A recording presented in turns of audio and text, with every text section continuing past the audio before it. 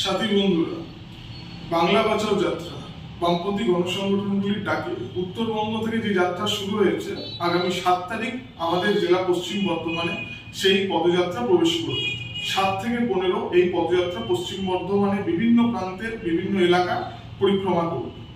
আপনারা জানেন যে বাংলা বাঁচাও একদিকে যেমন বাংলা বাঁচাও, তেমনি আরেকদিকে আমরা যারা ভারতের ছাত্র ফেডারেশন, আমরাও দাবি রেখেছি যে স্কুল বাঁচাও, শিক্ষা বাঁচাও, এই দাবি নিয়ে আমরাও এই পদযাত্রায় সামিল হচ্ছি। আপনারা জানেন গোটা রাজ্যের সাথে সাথে আমাদের জেলা পশ্চিম বর্ধমানের শিক্ষা ব্যবস্থার কি অবস্থা।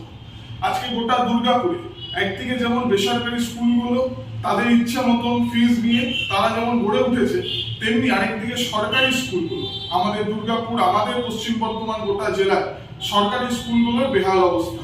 কোথাও পর্যাপ্ত শিক্ষক নেই, কোথাও মিড ডে মিল পর্যাপ্ত নেই, তার ফলে একটার পর স্কুল, সরকারি স্কুল বন্ধ হয়ে যাচ্ছে।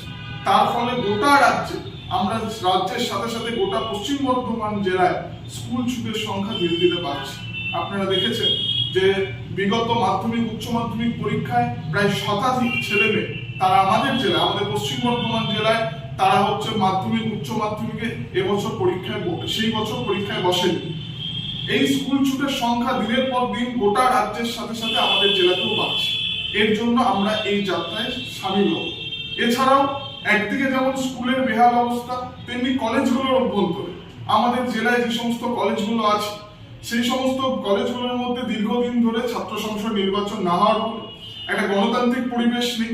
তার ফলে সেই পরিকাঠামো দুর্নীতি ভরে গেছে। ছাত্র সংসদের টাকা নিয়ে, সেই টাকা নিয়ে হচ্ছে দুর্নীতিতে ভরে গেছে। ছাত্র সংসদ খরচ করছে, তার হিসেব দিতে পারছে না। তাই আমরা চাই অবিলম্বে গণতান্ত্রিক উপায়ে হচ্ছে ছাত্র সংসদ নির্বাচন। আর একদিকে স্কুল ছেলে মেয়েদের এবং কলেজ ছেলে মেয়েদের পর্যাপ্ত বাস ভাড়া, যেই বাস ভাড়া হচ্ছে আগে ছাত্রছাত্রীদের জন্য হাফ করা হতো, কিন্তু এখন হচ্ছে কোনো রকম তাদের ছাত্রছাত্রীদের জন্য হাফ করা হয় না। তাদের যেমন যাত্রী, সেই যাত্রী ভাড়া পর্যন্ত নেওয়া হয়।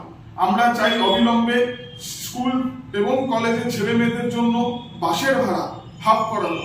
এই সমস্ত দাবি নিয়ে আগামী পদযাত্রায় আমরা সামিল হব। একদিকে যেমন হচ্ছে আমাদের শহরের ছেলে মেয়েরা, আমরা যারা দুর্গাপুরে থাকি, আমরা আগে বলতাম, আমরা স্বপ্ন দেখতাম আমাদের শহর শিল্পের শহর। এই শহরে হচ্ছে আমরা যারা পড়াশোনা করেছি, প্রফেশনালে পড়াশোনা করেছি, জেনারেল কলেজে পড়াশোনা করেছি, আমরা স্বপ্ন দেখতাম এই শিল্পের শহরে কাজের স্বপ্ন দেখতাম। কিন্তু আজকে গোটা শিল্প শহর, আজকে একদিকে যেমন শিল্প বন্ধ, নতুন কারখানা হচ্ছে না, নতুন শিল্প হচ্ছে না। একদিকে যেমন যে সব ছোট মাঝারি শিল্পগুলো বন্ধের মুখে, আরেকদিকে আমাদের ছেলে মেয়েরা, আমাদের ভাইয়েরা পড়াশোনা ইঞ্জিনিয়ারিং কমপ্লিট করার পর আমাদের দুর্গাপুর ছেড়ে, এই শহর ছেড়ে, এই জেলা ছেড়ে বাইরে চলে যেতে হচ্ছে তাকে কাজের দাবিতে। এর জন্য আগামী যে 7 থেকে 15 যে পদযাত্রা, আমরা ভারতের ছাত্র ফেডারেশন পশ্চিম বর্ধমান জেলা কমিটির পক্ষ থেকে আপনাদের কাছে আহ্বান জানাই যে প্রত্যেকটা ছাত্রছাত্রী এই দুর্গাপুর শহরে, এর পশ্চিম বর্ধমান জেলা প্রত্যেকটা ছাত্রছাত্রী এই পদযাত্রায় তারা সামিল হোক।